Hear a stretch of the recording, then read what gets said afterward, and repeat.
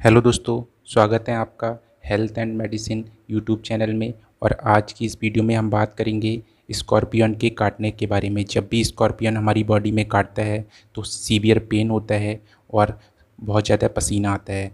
तो इस सिम्टम को रिड्यूस करने के लिए मैं आपको एलोपैथिक मेडिसिन और कुछ इंजेक्शन के बारे में बताऊंगा, जिनको यूज करके इन सिम्टम को बहुत आसानी से रिड्यूस किया जा सकता है। तो सबसे पहले जो इंजेक्शन दिया जाता है पैथिडाइन 100 mg। ये या तो मसल्स में दिया जाता है या वेन में दिया जाता है। और इसका काम ये होता है कि जो बिच्छू जब काटता है तो जो चढ़ता है ना बिच्छू, उसको रिड्यूस कर देता है, मतलब दर्द को रिड्यूस करेगा।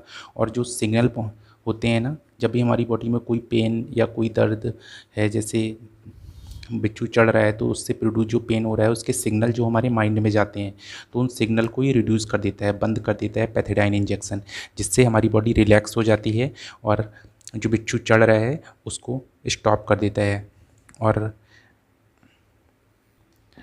और दूसरा जो इंजेक्शन आता है, यदि पैथिडाइन इंजेक्शन नहीं यूज कर सकते तो आप जो लोकल जाइलोकेन या लिग्नोकेन होता है 2% इंजेक्शन, जाइलोकेन 2%, वो आपको यूज कर सकते हो। ये एनेस्थेटिक, ये मतलब जिस साइड पर बिच्छू ने काटा है उसी साइड पर इंजेक्शन को लगाना होता है।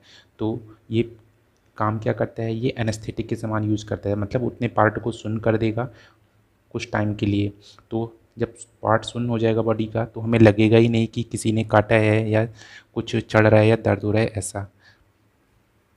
और यदि इंजेक्शन यूज नहीं करना चाहते तो लोकल एनेस्थेटिक क्रीम्स भी आती हैं, वो भी यूज कर सकते हैं इंजेक्शन की जगह। और सबसे इम्पॉर्टेंट चीज़ है मेडिसिन। यदि कोई इंजेक्शन यूज नहीं करना चाहता तो मेडिसिन जो है प्रेजोप्रेस